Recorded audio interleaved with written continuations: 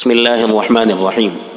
اللہ کے نبی صلی اللہ علیہ وسلم نے ہمیں موت اور آخرت یاد رکھنے کے لیے قبروں کی زیارت کرنے کا حکم دیا، لیکن کیا بتاؤں کہ آج ہمارے دلوں کو ایسا زنگ لگ گیا ہے کہ نہ ہمیں موت یاد رہی ہے اور نہ ہی ہمیں بیماروں کو دیکھ کر عبرت حاصل ہوتی ہے۔ کبھی ہسپتالوں میں جا کر دیکھو، کتنے ایسے جوان موت کے منتظر بیٹھے ہیں جنہیں کل تک سر کے درد کا بھی پتہ نہیں تھا۔ کتنے ایسے کروڑ پتی داخل ہیں جو پانی کا ایک ایک گھونٹ پیٹ میں اتارنے کے لیے ترس رہے ہیں۔ کتنے ایسے بے خوابی کے مریض ہیں جو نیند کے انتظار میں ساری رات بیٹھ کر گزارتے ہیں، لیکن ایک لمحے کے لیے بھی آنکھ نہیں لگتی۔ تو میرے بھائیوں، اب بھی موقع ہے، عبرت حاصل کرو، اللہ کا شکر ادا کرو۔ آج افسوس کہ جنازے دیکھ کر اور جنازے کے ساتھ چلتے ہوئے بھی ہنسی مذاق چل رہا ہوتا ہے، دنیا بھر کی باتیں ہوتی ہیں، اس وقت بھی اپنی بزنس کے چرچے، معاذ اللہ، اپنی آخرت سوچتے ہیں۔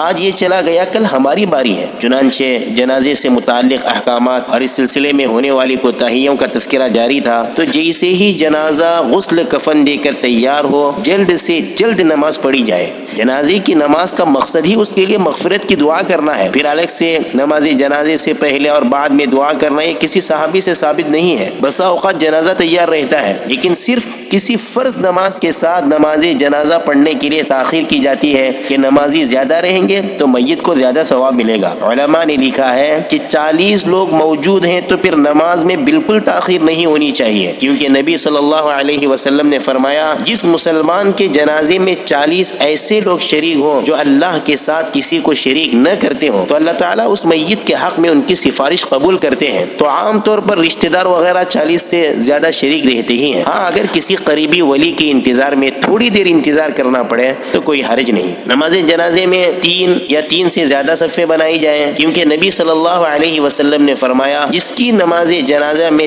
3 صف شریک ہوں اس کی مغفرت ہوتی ہے۔ اسی لیے علماء نے لکھا ہے، نماز جنازہ میں پہلی صف میں کھڑے ہونے والوں کے لیے الگ سے کوئی فضیلت نہیں ہے۔ نماز جنازہ سے فارغ ہوتے ہی مسجد یا مسجد سے باہر باتیں کرتے کھڑے رہنے کے بجائے اپنی آخرت سوچتے ہوئے قبرستان چلے جائیں۔ اس سلسلے میں بڑی غفلت برتی جاتی ہے کہ انتقال کی خبر سنتے ہی جنازہ دیکھنے میں تو حاضرین کی بڑی تعداد رہتی ہے، لیکن نماز اور تدفین کے وقت پتہ نہیں لوگ کہاں چلے جاتے ہیں۔ حالانکہ حدیث میں اتنی بڑی فضیلت سنائی گئی ہے کہ جو نماز اور دفن تک شریک رہتا ہے اس کے لیے 2 احد پہاڑ کے بقدر نیکیاں لکھی جاتی ہیں۔ یہ فضیلت سننے کے بعد بہت سارے علماء صرف اس بات پر افسوس کرتے تھے کہ اس سے پہلے ان سے کئی جنازے میں شرکت چھوٹ گئی۔ یہ بھی ذہن میں رہے کہ قبرستان پیدل چلے جائیں، بلا کسی سخت مجبوری کے سوار نہ ہو۔ ایک مرتبہ اللہ کے نبی صلی اللہ علیہ وسلم نے دیکھا کہ چند لوگ جنازے کے پیچھے سوار ہیں۔ فرمایا، تمہیں شرم نہیں آتی؟ فرشتے چل کر آ رہے ہیں اور تم سوار ہو؟ البتہ واپسی پر سوار ہونے کی اجازت ہے۔ پھر جب قبرستان پہنچے تو داخل ہوتے وقت، السلام علیکم دار قوم مؤمنین وَإِنَّا إِن شَاءَ اللَّهُ بِكُمْ لاحقون پڑھیں، یعنی اے مومنو، تم پر سلامتی ہو اور انشاءاللہ بہت جلد ہم بھی تمہارے پاس پہنچنے والے ہیں۔ دوسری، قبروں کا خیال رکھتے ہوئے جائیں، کیونکہ قبروں پر چلنے، بیٹھنے، حتیٰ کہ قبروں پر ٹیک لگانے سے بھی منع کیا گیا ہے۔ آج کل قبرستان میں بھی عجیب تماشے ہوتے ہیں، وہاں بھی دنیا بھر کی باتیں، ویڈیوگرافی، فون پر دوستیاں، دشمنیاں، ہنسی مذاق، لڑائی جھگڑے، سب کچھ چل رہا ہوتا ہے۔ حضرت عثمان غنی رضی اللہ عنہ جیسے صحابی، جنہیں دنیا میں کئی مرتبہ جنت کی بشارت سنائی گئی، لیکن قبر کے پاس کھڑے ہوتے تو اتنا روتے کہ آنسوؤں سے ان کی داڑھی بھیگ جاتی۔ یہ ہے اللہ کا خوف اور آخرت کی فکر۔ پھر قبر میں اتارنے والا بسم اللہ وباللہ وعلی ملت رسول اللہ کہتے ہوئے قبر میں اتارے۔ ہمارے یہاں یہ بھی ایک بڑی مصیبت ہے کہ نامحرم کو بھی قبر میں اتارتے وقت ہر آدمی سہارا دینے کے لیے جنازے کو ہاتھ لگاتا ہے۔ شریعت نے ہمیں تعلیم دی کہ میت کو قبر میں اتارنے والا بھی کوئی قریبی اور محرم ہو۔ نامحرم کو ہاتھ لگانے کی کس نے اجازت دی؟ زندگی بھر جس پاک دامن عورت نے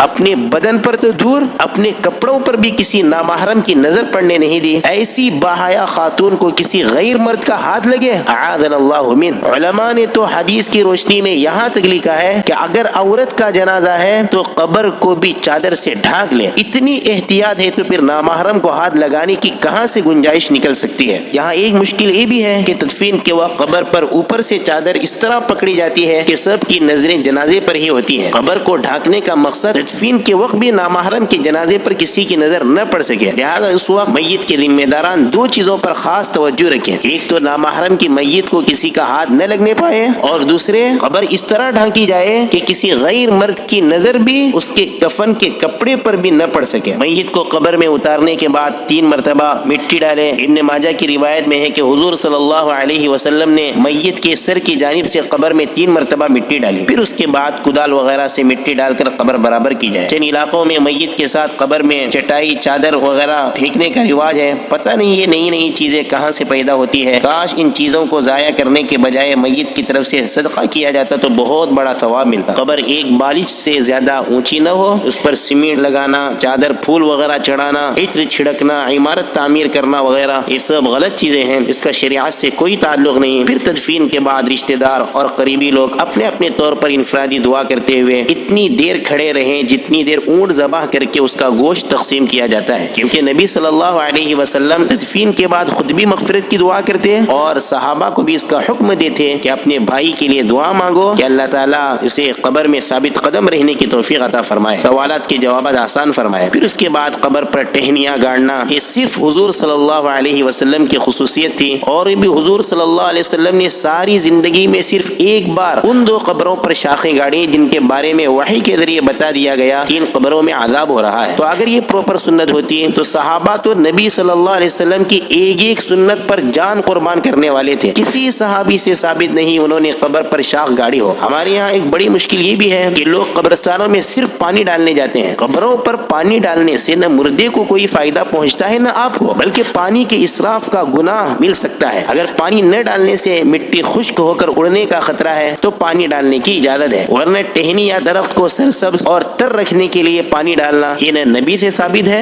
اور نہ کسی صحابی سے۔ تو نبی صلی اللہ علیہ وسلم نے جیسا بتایا اسی کو فالو کرنا ہی عشق مصطفیٰ کا تقاضا ہے۔ پھر تدفین کے بعد خصوصاً اپنے متعلقین کے لیے دعائیں کرتے رہا کریں، وقت فارغ کر کے کبھی قبرستان جاتے رہا کریں۔ قبرستان جانے کے لیے کوئی خاص وقت متعین نہیں ہے، اس سے دنیا کی محبت کم ہو جائے گی، دل نرم ہو جائیں گے، گناہوں سے بچنا آسان ہو جائے گا۔ زندگی میں جن اعزاء و اقارب کے یہاں آنا جانا ہوتا تھا، جن کی ملاقاتیں رہتی تھی، انتقال کے بعد ان کی قبروں کے پاس جا کر ان کے لیے دعائیں کرتے رہا کریں۔ اس کے علاوہ میت کے متعلقین کی 3 دن کے اندر کسی دن بھی تعزیت کر سکتے ہیں، تیسرے دن ہی کرنا کوئی مستحب نہیں ہے، لیکن بعض علاقوں میں اس کا بھی رواج ہے کہ تیسرے دن ہی میت کے گھر میں جمع ہو کر قرآن خوانی ہوتی ہے، یا تیسرے دن کسی واعظ کو بلا کر وعظ و تقریریں ہوتی ہیں۔ یاد رہے یہ تیسرے دن جمع ہونے کا رواج یہ نہ کسی صحابی سے ثابت ہے اور نہ اسلاف میں کسی کا یہ طریقہ رہا ہے۔ گھر کے ذمہ داران اگر کوشش کریں تو ان کے یہاں تیسرے دن کسی طرح کی اجتماعی شکل نہ ہوگی تو آسانی سے یہ رسم بھی ختم ہو سکتی ہے۔ بہرحال ان تکلفات سے ہم جتنا اجتناب کریں گے اتنا ہی سنت کے قریب ہوں گے۔ اللہ تعالی ہمیں دین کی صحیح سمجھ عطا فرمائے اور جملہ مرحومین اور مرحومات کی مغفرت فرمائے۔ وآخر دعوانا ان الحمد للہ رب العالمین۔